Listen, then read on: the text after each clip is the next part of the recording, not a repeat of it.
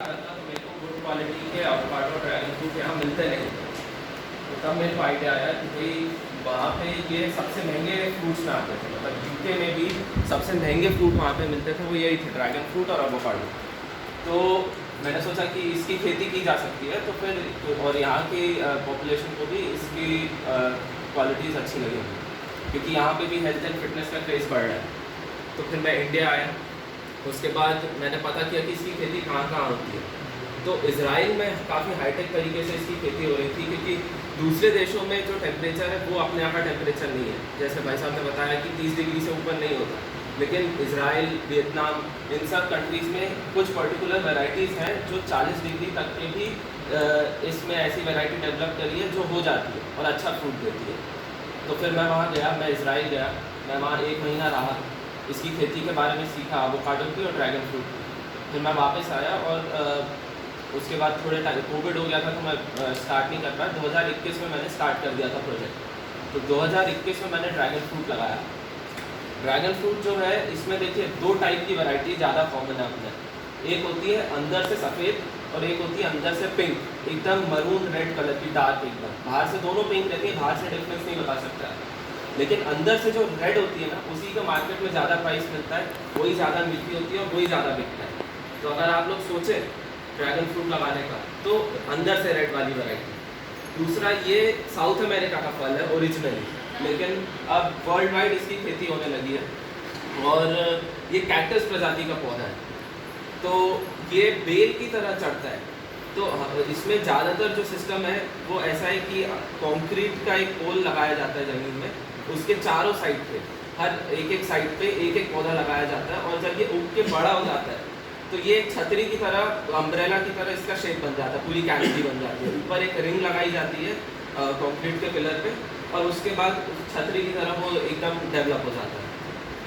अब ये जो है, इसमें हमने जब लगाया था तब मेरे को एक्सपीरियंस कम था, मैं नया नया आया था, तो हमने कुछ गलतियाँ करी थी जो अगर आप लोग ड्रैगन फ्रूट की खेती करें तो ये गलतियाँ ना दोहराएं।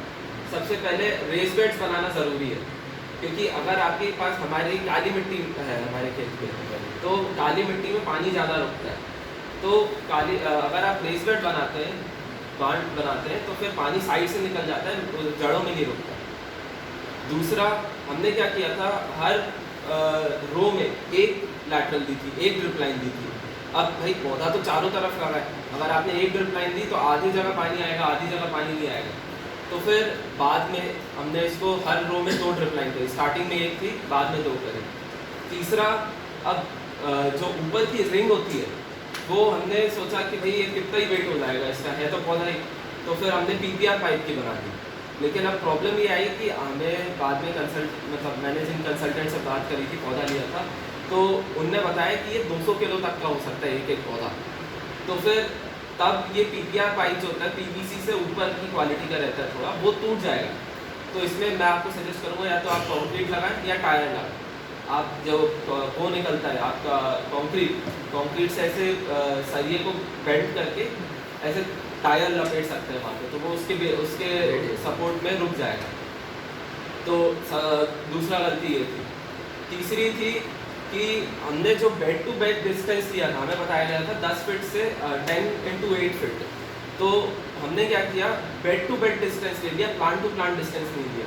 तो बेड टू बेड जब लिया 10 फीट, तो फिर वो प्लांट टू प्लांट हो गया 12 फीट। तो फिर पर एकड़ पौधे कम हो गए। अब वो लगाने के बाद समझ में आया, तो हमारी पर एकड़ पौधे जहाँ 500 पोल लग सकते थे, 500 पोल पे 4 पौधे, मतलब 2000 पौधे पर एकड़, वहाँ पे हमारे कुछ 1700 या 1600 पौधे आए। तो वो वहाँ पे हमारी टोटल लीड जो है 5 एकड़ की, वो कम हो गई। नाउ तीसरा जो इशू है वो है कि इसमें ज़्यादा बीमारियाँ तो नहीं लगती, लेकिन इसमें फिर भी आपको मीली बग लगेगा, एफिड्स होते हैं, महू लग सकता है, और तीसरी इसमें एक फंगस की बीमारी होती है, फ्यूजेरियम। ये हमने अपने खेत पे ये एक्सपीरियंस की है। तो इनके सोल्यूशन है, जैसे मीलीबग और एफिड्स के लिए आप इमिडाक्लोपिड छिड़क सकते हैं, और फ्यूजेरियम के लिए स्प्रिंट करके एक आती है दवाई, वो आप पानी से मिला के उसकी जड़ों में डाल सकते हैं। और चौथी एक गलती थी, वो थी कि हमने जिस ठेकेदार से गड्ढे करवा के पोल गड़वाए थे, उस वक्त पोल की हाइट थी 8 फीट उसमें से 2 फीट या 2.5 फीट उसने गाड़ा था, लेकिन जब बारिश हुई तो पोल टेढ़े होने लग गए। तो फिर इशू ये था कि अगर ये वेट बढ़ता पौधों का तो आने वाले टाइम में ये पोल गिर जाता है। तो उसका सल्यूशन फिर यही था कि हमने पूरे मतलब 70% पोल को वापस निकाला पौधे के साथ, और पौधा कम से कम उस वक्त 5 फीट का हो चुका था। तो वो पौधा वापस निकाला, पोल निकाला, गड्ढा गहरा किया, फिर वापस पोल लगाया, फिर वापस पौधे लगे। तो उसमें एक तो खर्चा बढ़ गया, दूसरा लकीली हम लोग के पास कोई मोर्टालिटी नहीं आई, पौधे मरे नहीं, तो वही पौधे वापस स्प्राउट करने लग गए, उसमें कोई दिक्कत नहीं आई। लेकिन अगर आप काम करवाएं तो उसमें देखना कि 3 फीट तो गहरा गाड़े और अच्छे से गाड़े, और कोशिश करें कि लेबर से गड़वाएं। वो जो मशीन होती है पाइल करने वाली, वो हमारे खेत पे तो नहीं चली क्योंकि वहाँ पे नीचे कोपरा था ज़्यादा, तो वो 2 फीट पे जाके रुक जाती थी, तो वो लेबर के थ्रू ही आप उसे गड़वा सकते हैं। ये 4 चीज़ें थी गलतियाँ। दूसरा अब हम आ जाते हैं इसके प्राइस पे। तो 1 एकड़ से हमें उम्मीद है कि तीसरे साल से आप 6 टन तो निकाल सकते हैं, 5 से 6 टन। लेकिन पहले साल से फ्रूटिंग आने लग जाती है। अभी हमारे खेत पे 1 साल हो गया है लगाए हुए, 1 साल 4 महीने के आसपास। इससे थोड़ी बहुत फ्रूटिंग आ रही है, कमर्शियल फ्रूटिंग नहीं है, लेकिन इतनी है कि जो रिश्तेदारों में और घर वालों में बांट सकें। लेकिन अगले साल थोड़ी बहुत और आ जाएगी, तीसरे साल से हम कमर्शियल फ्रूटिंग एक्सपेक्ट कर रहे हैं। तो 6 टन आप इससे ले सकते हैं, और 100 से 120 रुपये किलो मिनिमम हमारा मानना है कि इससे मिल जाना चाहिए। लेकिन इसका मार्केट भोपाल इतना बड़ा नहीं है, इंदौर में शायद बिक जाए, नहीं तो ज़्यादातर माल आपका दिल्ली जाएगा या फिर आपका साउथ में मतलब मुंबई साइड चला जाएगा। लेकिन मुंबई में ऑलरेडी गुजरात का माल पहुंच जाता है, गुजरात, हैदराबाद, महाराष्ट्र में इसकी बहुत बड़े लेवल पे खेती होती है। तो मेन मैं सजेस्ट करूँगा आज़ादपुर मंडी है दिल्ली में, तो वो बेस्ट है वहाँ पे, और वहाँ पे हम भी बेचेंगे तो हमारे कॉन्टैक्ट्स बन जाएंगे। तो जिनको भी बेचना होगा वो मुझसे संपर्क कर सकते हैं, और मैं आप लोगों की बिकवाने में मदद कर दूँगा। तीसरा एक और चीज़ थी कि जो वो काश आप लोग के खेत में ना, हमारे खेत के पास में एक वो था, बिजली की लाइन थी जिससे शॉर्ट सर्किट हो गया था गर्मी के टाइम पे, तो उससे खेत में आग लग गई थी, और वो आग हमारे खेत में आ गई थी, तो हमारे 10% पौधे जल गए थे। तो आप जब भी इसमें ड्रिप इरिगेशन ज़रूरी है, तो ड्रिप इरिगेशन के साथ साथ आप पानी के आउटलेट बीच में दे दें खेत के, ताकि आप कभी भी आपको पानी चाहिए तो मोटर लगाई और वो आउटलेट खोला, वहाँ से पाइप लगाया तो वहाँ से पानी दिया जा सकता है। तो उस टाइम क्या हुआ था, ड्रिप लाइन भी जल गई थी और पौधों को पानी देना ज़रूरी था क्योंकि पीक गर्मी चल रही थी, 45 डिग्री टेम्परेचर जा रहा था।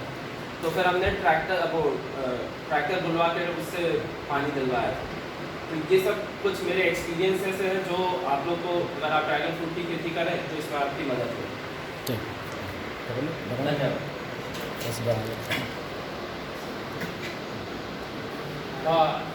श्री हर्षित गोदा जी को मैं बहुत बहुत धन्यवाद देता हूँ कि हमारे विभिन्न जिलों से आए हुए किसान भाइयों को ड्रैगन फ्रूट की खेती के बारे में बहुत बारीकी जानकारी और विस्तृत जानकारी आपने दी है, जिससे आप अपने खेतों में ड्रैगन फ्रूट की खेती कर सकें।